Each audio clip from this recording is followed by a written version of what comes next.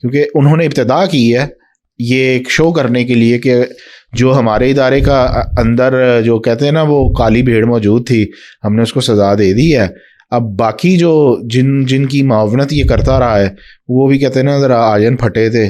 بات تو یہ کہ جب وہ مین جنرل باجوہ کے اوپر کوئی اس طرح کا ہوگا تو پھر چلے دیکھتے ہیں. لیکن جنرل باجوہ تو ابھی کہیں بھی نظر نہیں آ رہی. الزامات تو عمران خان نے بھی لگائے اور نواز شریف نے بھی لگائے, اور مطلب کہ سب کو پتا کہ وہ اس طرح سارا کچھ کنٹرول وہ کر رہے تھے.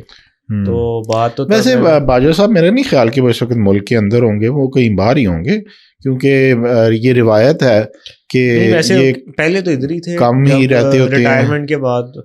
کوئی جزیرہ جزورہ نہیں. منصور علی خان نے بھی بتایا تھا کہ وہ جو آرمی چیف کا گھر ہے اس کے سامنے گھر میں شفٹ ہوئے, تو وہ بلکہ ٹونٹ کر رہے تھے تمہارے اور میرے گھر کے بیچ میں ہلاری اڈا. نہیں, حکومت کو ٹونٹ کر رہے تھے کہ آپ کو بھی مسئلہ ہے نا تو کیس کریں, جا کے گرفتار کریں.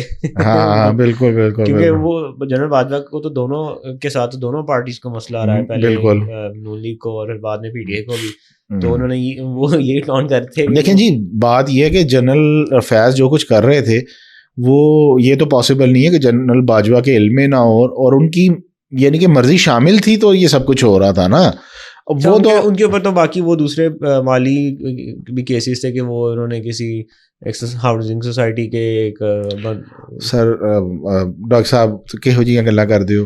پاکستان میں کیا کچھ نہیں ہوتا ان اداروں کے اندر. ہم لوگوں نے یہ جو ابھی چند دن پہلے ڈکی بھائی کے حوالے سے ویڈیو بنائی تھی, ہم نے اس میں بھی ڈسکس کیا تھا کہ ہر ادارے کے اندر اس طرح کی کالی بھیڑیں موجود ہوتی ہیں, چاہے وہ سول ہو چاہے وہ دوسرا کوئی ادارہ ہو, ان کے اندر اس طرح کے معاملات چلتے رہتے ہیں اور یہ چیزیں جو ہوتی ہیں اس پر. لیکن یہ ہے کہ احتساب کا عمل جو ہے نا مین چیز ہے وہ ہونا چاہیے.